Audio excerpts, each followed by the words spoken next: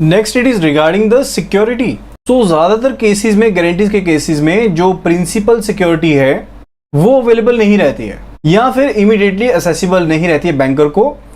Due to the geographical dispersion of construction site. क्योंकि अगर construction site दूसरी जगह पर है तो भी आप उस सिक्योरिटी के ऊपर उसको असेस नहीं कर सकते हैं। लाइकवाइज यहाँ पर एप्लीकेंट है, ठीक है, तो जिस पर्पज़ के लिए इसको बनाने के लिए सिक्योरिटी दी जा रही है या किसी और चीज़ के लिए दी गई है, तो मे भी हो सकता है कि वो कंस्ट्रक्शन जो साइट है वो बाहर किसी और ज्योग्राफी में हो। ओके, तो इस तरह की चीज़ों के कारण जो बैंक है इसके पास जो प्रिंसिपल सिक्योरिटी रहती है in case of guarantees, mostly cases में वो अवेलेबल नहीं रहती है। तो इसलिए बैंक्स की प्रैक्टिस क्या है कि एक कोलेटरल सिक्योरिटी लेते हैं सफिशिएंट वैल्यू की, जो कि गारंटी की लिमिट को सिक्योर कर पाए। तो बैंक के जो क्रेडिट डिपार्टमेंट के ऑफिशियल्स हैं उन्हें मॉनिटर करना चाहिए कॉन्ट्रैक्ट को, जब यानी कि आपने एक बार गारंटी को इशू कर दिया है, ठीक है, तो आपको मॉनिटर करना है गारंटी को कि उसे सक्सेसफुली किया भी जा रहा है, जो चीज़ करनी चाहिए थी, जो एप्लीकेंट के पार्ट पर चीज़ की जानी थी, क्या उसे फुलफिल किया भी जा रहा है या नहीं किया जा रहा है। एंड ये चीज़ किस तरह से की जा सकती है, या तो आप जो साइट है, साइट ऑफ एक्टिविटी है, वहाँ पर जाएं अगर आपने फाइनेंशियल वेरिफिकेशन करनी है, या फिर आप कैश इनफ्लो आउटफ्लो देख सकते हैं बोरो को अगर आप फाइनेंशियल वेरिफिकेशन करना चाहते हैं। तो दो चीज़ें, एक तो आप फिजिकल वेरिफिकेशन कर सकते हैं जो आप विजिट के थ्रू कर सकते हैं, एंड दूसरा आप फाइनेंशियल वेरिफिकेशन कर सकते हैं जो बोरोर के कैश इनफ्लोज हैं, कैश आउटफ्लोज हैं, उनको देखते हुए। बैंक्स जो हैं वो तेजी से फाइनेंस कर रहे हैं कॉन्ट्रैक्टर्स को उनके कैश बजट मेथड के थ्रू, यानी कि सीबीएम के थ्रू कॉन्ट्रैक्टर्स को आप क्या कर रहे हैं, फाइनेंसिंग कर रहे हैं। तो यहां पर बोरोर्स को क्या करना पड़ता है, उन्हें पीरियोडिकल बेसिस पर जो ऑडिटेड स्टेटमेंट्स हैं इनफ्लोज की, आउटफ्लोज की, कैश के इनफ्लोज की, आउटफ्लोज की, वो सबमिट करनी पड़ती हैं। तो इससे जो बैंक है वो उन फिगर्स को कंपेयर कर सकता है एंड अंदाजा लगा सकता है कि जो गारंटी के लिए पैसा दिया गया था या जो गारंटी आपके द्वारा दी गई है, तो जो प्रोजेक्शंस दी गई हैं वो क्या सही बैठ रही हैं उस हिसाब से या नहीं बैठ रही हैं। नॉर्मली जितनी भी बैंक गारंटीज रहती हैं उसमें क्या कहते हैं, आप करंट एसेट के ऊपर या फिर फिक्स्ड एसेट जो रहता है एप्लीकेंट का, उसके ऊपर एक चार्ज क्रिएट करते हैं। अनसिक्योर्ड गारंटी जो है, बैंक गारंटी जो है, अगर आप दे भी रहे हैं तो आप बहुत शॉर्ट पीरियड के लिए देते हैं, आप शॉर्टर पीरियड के लिए देते हैं, यानी कि कम, आप 1 साल से ज्यादा के लिए नहीं दे रहे हैं, एंड रिलेटिवली कम अमाउंट की देते हैं, आप कह लीजिए 5 करोड़ से कम। तो जो सिक्योर्ड रहती हैं वहां पर आप कोई ना कोई चार्ज क्रिएट करते हैं करंट एसेट के ऊपर या फिर फिक्स्ड एसेट के ऊपर एप्लीकेंट के। एंड अगर अनसिक्योर्ड बैंक गारंटी है तो वो एक्सेप्शन रहती है, एंड अगर ऐसी गारंटी कोई दी भी जाती है तो वो शॉर्टर टाइम के लिए 1 साल तक दी जाती है लगभग, जनरली जो दी जाती है, एंड रिलेटिवली स्मॉल अमाउंट के लिए दी जाती है, यानी कि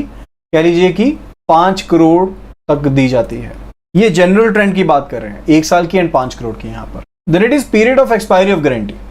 जितनी भी बैंक गारंटी होती है इन सभी की क्या होती है, एक्सपायरी पीरियड रहता है एंड एक्सपायरी डेट रहती है, जिसके बाद जो बेनिफिशियरी का राइट है वो खत्म हो जाता है। यानी कि पहले वो इन्वोक कर सकता है गारंटी को, लेकिन जब एक बार एक्सपायर होगी गारंटी फिर वो उसे इन्वोक नहीं कर सकता। तो बैंकर्स को जनरली एक क्लोज को लिखना चाहिए बैंक गारंटी में, जो क्या कहे that our liability under this bank guarantee shall not exceed, कि हमारे बैंक की जो गारंटी है इस लाइबिलिटी के अंडर वो इस अमाउंट से, उसे वर्ड्स में भी लिखना है, फिगर्स में भी लिखना है, इस अमाउंट से एक्सीड नहीं करेगी। एंड साथ में this bank guarantee shall be valid up to, जिस डेट तक आपकी बैंक गारंटी वैलिड रहेगी उसे लिखना है। Then it is said we are liable to pay the guaranteed amount or any part thereof under this bank guarantee only if you serve upon us a written claim or demand on us, यानी कि अगर आप return claim देते हैं या फिर आप हमें किसी तरह से कम्युनिकेट करते हैं कि जो टर्म्स एंड कंडीशंस लिखी गई थी उनको फुलफिल नहीं किया गया है,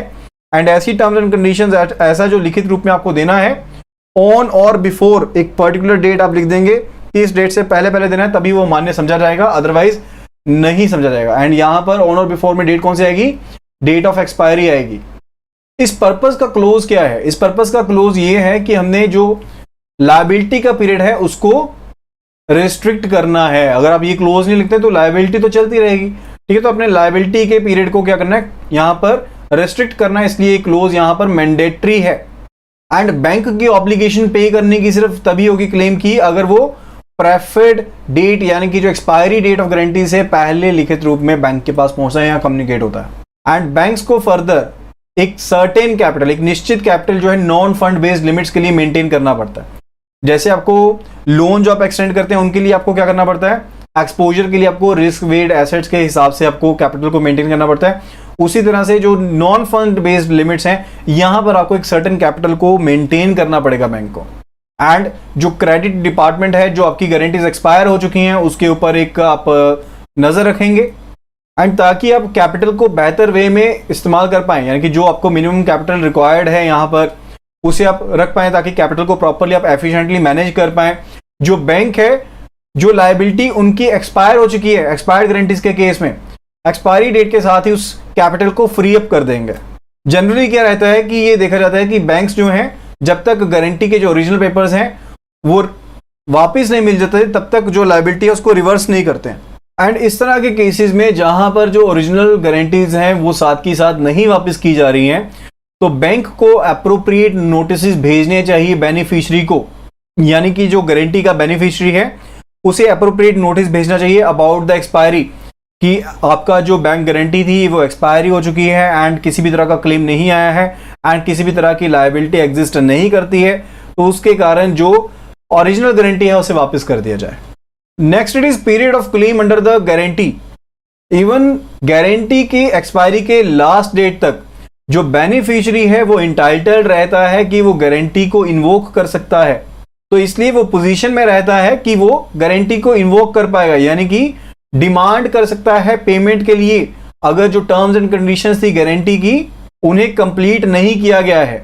सो कानून के तहत एक उचित समय दिया जाना चाहिए इस पर्पस के लिए। सो बेनिफिशियरी को एक इवैल्यूएशन करना होता है, एक नतीजा निकालना होता है कि जो कॉन्ट्रैक्ट है वो कंप्लीट कर दिया गया है या फिर इनकम्प्लीट है, एंड उसे डिसाइड करना पड़ता है कि वो गारंटी को इन्वोक करना चाहता है या नहीं करना चाहता है, या फिर उसे इन्वोक करनी चाहिए गारंटी या नहीं करनी चाहिए। एंड एक बार जब ये प्रोसेस कंप्लीट हो जाता है तो उसे एक डिमांड करनी पड़ती है बैंकर को।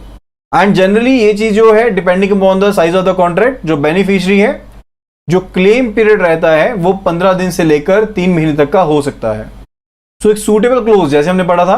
कि एक सूटेबल क्लोज ऐड की जाती है, इनकॉर्पोरेट की जाती है गारंटी में, that states not withstanding anything contained in the guarantee,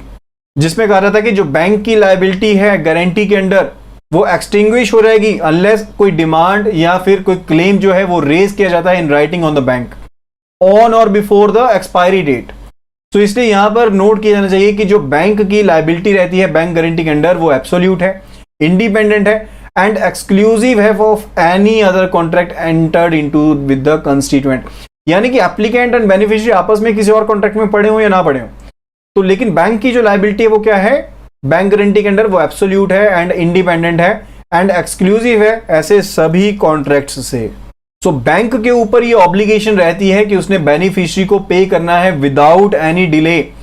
बिना किसी डिले के उसने जो बेनिफिशियरी है उसे पे करना होता है जब भी जो बैंक गारंटी को इन्वोक किया जाता है in accordance with the terms and conditions of the guarantee. यानी कि अगर बैंक गारंटी को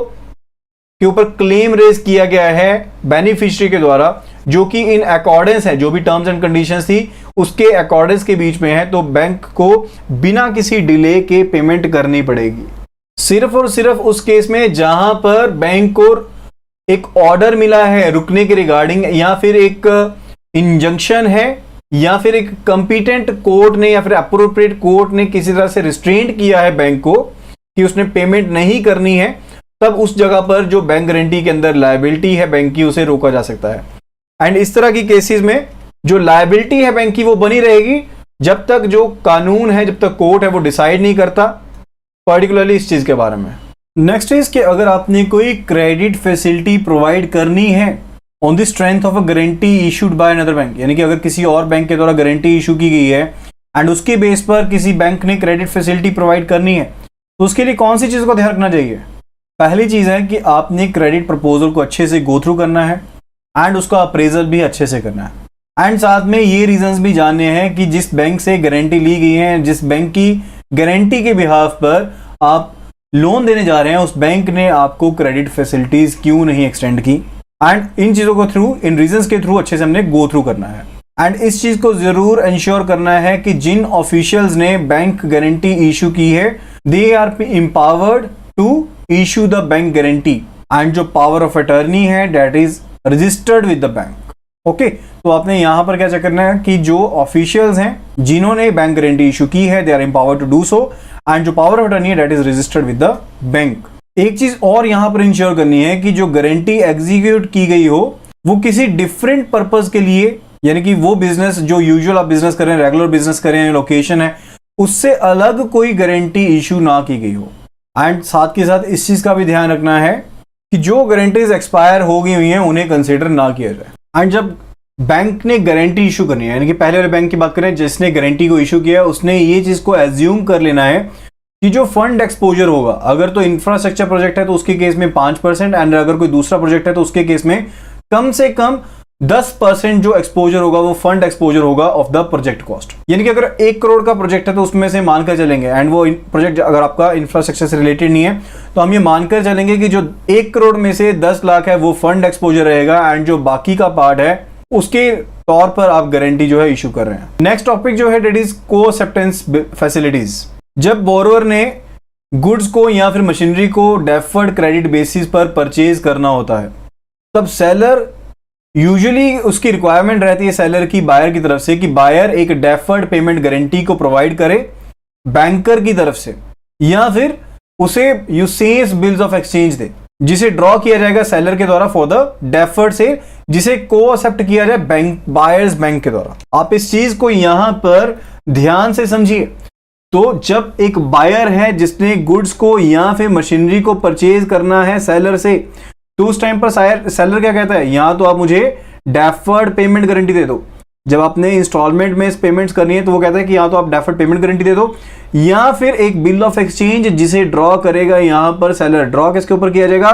बी के ऊपर ड्रॉ किया जाएगा इस बिल ऑफ एक्सचेंज को। तो इसे बी तो एक्सेप्ट करेगा ही करेगा, साथ में को-एक्सेप्ट कौन करेगा, को-एक्सेप्ट यहां पर बैंक करेगा। Co-acceptance will be by the bank. Okay, तो ये प्रोवाइड कर दे। तो को-एक्सेप्टेंस का मतलब क्या है कि सेलर को एक एक्स्ट्रा एश्योरेंस मिल जाती है कि अगर ड्यू डेट के ऊपर जो बायर है वो पेमेंट नहीं करता बिल ऑफ एक्सचेंज की, तो उस केस में जो बैंक है वो पेमेंट करेगा। तो इस तरह के जो प्रपोजल्स होते हैं उनको बहुत अच्छी तरह से उनका स्क्रूटनाइज करना पड़ता है, उनको स्क्रूटनी करनी पड़ती है एंड अप्रेजल करना पड़ता है, जिस तरह से हम बैंक गारंटी का या फिर लेटर ऑफ क्रेडिट फैसिलिटीज का अप्रेजल करते हैं। सो रिजर्व बैंक ऑफ इंडिया की क्या गाइडलाइंस है रिगार्डिंग दिस। तो इस तरह की फैसिलिटी में जो बैंक है वो कमर्शियल यूसेज बिल जो ड्रॉ किए गए हैं उनके कंस्टिट्यूएंट के ऊपर, तो कंस्टिट्यूएंट यहां पर क्या है, पर्सन बी है, कंस्टिट्यूएंट XYZ का, उसके ऊपर ड्रॉ किया गया है which would enable the latter to enjoy the credit, जिसके कारण जो पर्सन बी है यहां पर क्रेडिट को एंजॉय कर सकता है जो अदरवाइज सेलर के द्वारा नहीं दिया जा रहा है। यानी कि सेलर अदरवाइज इसको क्रेडिट देने के लिए राजी नहीं है, लेकिन अगर XYZ जो बैंक है यहां पर को-एक्सेप्ट कर लेता है तो उसके केस में बी को यानी कि बायर को यानी कि कंस्टिट्यूएंट जो है बैंक का, उसको ये क्रेडिट की फैसिलिटी मिल जाएगी। तो इस तरह से जो बैंक है वो अपनी रेपुटेशन को, जो स्ट्रेंथ है उसको साथ में डालते हैं ताकि फाइनेंस भी ना देना पड़े एंड इसको एक्सटेंशन भी मिल जाए। तो को-एक्सेप्टेंस भी क्या है, ये एक नॉन फंड बेस्ड एक लिमिट है। तो रिजर्व बैंक ऑफ इंडिया की गाइडलाइंस के तहत जो को-एक्सेप्टेंस फैसिलिटी है वो सिर्फ और सिर्फ बोरोर्स को या फिर जो को कंस्टिट्यूएंट्स हैं उनको दी जाएगी ये फैसिलिटी, इस चीज को असर्टन करने के बाद कि जो ट्रेड बिल्स हैं वो जेन्युइन है, यानी कि ट्रेड बिल जेन्युइन है। ये ना हो कि फर्जीवाड़ा हो, ये ना हो कि ट्रेड बिल ऐसे ही इन्होंने अकोमोडेशन बिल ड्रॉ कर लिया, तो वो चीज नहीं होनी चाहिए। जिसको बैंक को-एक्सेप्ट करने वाला है वो ट्रेड बिल जेन्युइन होने चाहिए। तो बैंक को इस चीज को इंश्योर करना है, तो साथ में साथ बैंक को इस चीज को भी इंश्योर करना है कि जो गुड्स हैं that are covered by bills उन्हें को-एक्सेप्ट किया जाए, यानी कि उन्हें स्टॉक में देखा हो कंस्टिट्यूएंट के। एंड साथ ही साथ इस चीज को भी इंश्योर करना है कि जिन गुड्स की इनवॉइस दी गई है कि वो यहां पर ओवर वैल्यूएशन उनकी ना की जाए, यानी कि जो सामान इसके द्वारा सेलर के द्वारा बायर को दिया जाना है उसकी ओवर वैल्यूएशन ना की जाए। And as I told you कि अगर कोई अकोमोडेशन बिल ड्रॉ किया गया है ग्रुप ऑफ कंसर्न्स के द्वारा एक दूसरे के ऊपर, तो उसके ऊपर भी को-एक्सेप्टेंस नहीं दी जाएगी। इसके अलावा जो बैंक है वो किसी भी तरह का जो बिल ड्रॉ किया गया है बायर्स लाइन ऑफ क्रेडिट के तहत उसे को-एक्सेप्ट नहीं करेगा, या फिर कोई बिल ड्रॉ किया गया है under the schemes introduced by the IDBI bank, या फिर FI के द्वारा, सिडबी के द्वारा किया गया है, या फिर PFC के द्वारा किया गया है, तो इनके ऊपर कोई भी को-एक्सेप्टेंस जो है वो बैंक नहीं करेगा। इसी तरह से कोई बिल जो ड्रॉ किए गए हैं एनबीएफसी के द्वारा उन्हें भी बैंक को एक्सेप्ट नहीं करेगा एंड किसी भी तरह की को एक्सेप्टेंस नहीं देगा उनके बायर्स के बिहाफ पर, उनके कंस्टिट्यूएंट्स के बिहाफ पर जो भी सिडबी स्कीम में आते हैं। बैंक को यहां पर परमिट किया गया है कि वो सेलर लाइन ऑफ क्रेडिट के स्कीम के तहत डीडीएस स्कीम के तहत, जिसे डीडीएस भी कहते हैं यानी कि डायरेक्ट डिस्काउंटिंग स्कीम कहते हैं, जिसे आईडीबीआई ऑपरेट कर रहा है या फिर जो एफआईज हैं सिडबी हैं वो ऑपरेट कर रहे हैं, जिन्हें ऑपरेट किया जा रहा है सिडबी के द्वारा, आईडीबीआई के द्वारा, पीएफसी के द्वारा, तो उन्हें वहां पर डिस्काउंट किया जाता है। यानी कि बायर लाइन ऑफ क्रेडिट को नहीं हम डिस्काउंट कर सकते, को एक्सेप्ट कर सकते, लेकिन seller line of credit schemes को यहां पर बिना किसी लिमिट के बायर की पेमेंट की कैपेबिलिटी को देखते हुए, कंप्लायंस एंड नॉर्म्स को देखते हुए, एक्सपोजर नॉर्म्स को देखते हुए हम यहां पर को एक्सेप्ट कर सकते हैं seller line of credit schemes को। एंड इसी तरह से बैंक अगर इशूइंग बैंक है लेटर ऑफ क्रेडिट का एंड वो अपनी लेटर ऑफ क्रेडिट के अगेंस्ट ही जो बिल ड्रॉ किए गए हैं उन्हें को एक्सेप्ट कर लेता है,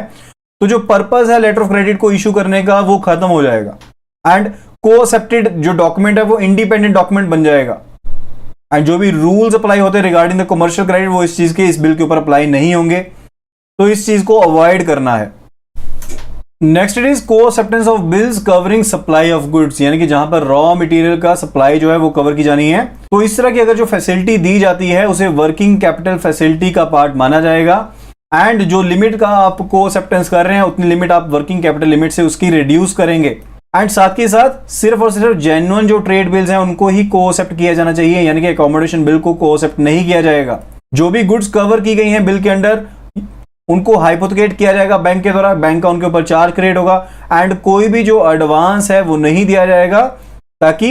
डबल फाइनेंसिंग ना हो एंड जो बिल को ऑनर किया जाएगा वो पार्टी अपनी सोर्सेज के थ्रू करेगी या फिर जो उसकी एग्जिस्टिंग बोरोइंग अरेंजमेंट है उनके थ्रू करेगी, ताकि जो बिल्स हैं उन्हें ड्यू डेट पर ऑनर किया जा सके। एज आई टोल्ड यू, कोई भी हाउस बिल यानी कि अकोमोडेशन बिल यानी कि सेम ग्रुप की कंपनीज ने एक दूसरे को बिल काट रखे हैं ताकि एक ग्रुप की कंपनी से सामान जो है दूसरी उसी सेम ग्रुप की कंपनी को चला गया, तो वैसा जो है उस तरह के जो बिल्स होंगे उन्हें को एक्सेप्ट नहीं किया जाएगा। जो भी ड्यू डेट्स रहेंगी उनको डायराइज किया जाएगा ताकि जो पेमेंट है वो प्रॉम्प्टली उनको फैसिलिटेट किया जा सके। Next it is supply of machinery under deferred payment guarantee arrangement. अगर डेफर्ड पेमेंट गारंटी ली जाती है तो उसके केस में सप्लाई ऑफ मशीनरी के रिगार्डिंग बात करें तो जो प्रोसेसिंग रहेगी अगर डेफर्ड पेमेंट गारंटी दी जाती है तो सेम मैनर में रहेगी जैसे कि टर्म लोन रहता है। तो डेफर्ड पेमेंट गारंटी के केस में एंड टर्म लोन के केस में अगर मशीनरी के लिए आप दे रहे हैं तो जो अप्रेजल रहेगा सेम मैनर में किया जाएगा, प्रोसेसिंग जो रहेगी सेम मैनर में की जाएगी जैसे कि टर्म लोन के केस में की जाती है। इसी तरह से आपने जो भी वायबिलिटी है यूनिट की वो देखनी है, जो एडिशनल बेनिफिट हो सकते हैं, कैश जनरेशन किस तरह से होगी, ताकि हम इस चीज को इंश्योर कर सकें कि ड्यू डेट्स के ऊपर पेमेंट किस तरह से की जाएगी प्रपोज्ड प्रोजेक्ट के द्वारा। ठीक है, अगर प्रपोज प्रोजेक्ट है तो उसके द्वारा, अगर कोई एग्जिस्टिंग प्रोजेक्ट है आपका तो वहां पर कैश फ्लोज किस तरह से रहेंगे, तो कैश इनफ्लोज आउटफ्लोज की जो स्टेटमेंट्स हैं उनके थ्रू आप इस चीज को जज कर सकते हैं या सीएमए डाटा से आप ये चीज को जज कर सकते हैं। इसी तरह से एडिशनल जो कोलेटरल है यानी कि आप चार्ज क्रिएट कर सकते हैं जो दूसरे फिक्स्ड एसेट्स हैं यूनिट के उनके ऊपर, ताकि आप एडिशनल कोलेटरल ले सकें। इसी तरह से शॉर्ट ड्यूरेशन की जो यूसेंस हैं उनको कंसीडर किया जा सकता है नई यूनिट्स के लिए, ताकि उनको जो मशीनरी है वो दी जा सके, इंपोर्ट एलसी रिक्वायरमेंट है जिनकी उनको भी डीपीजी जो है वो दी जा सकती है। So this was regarding the fund based and non fund based credit facilities.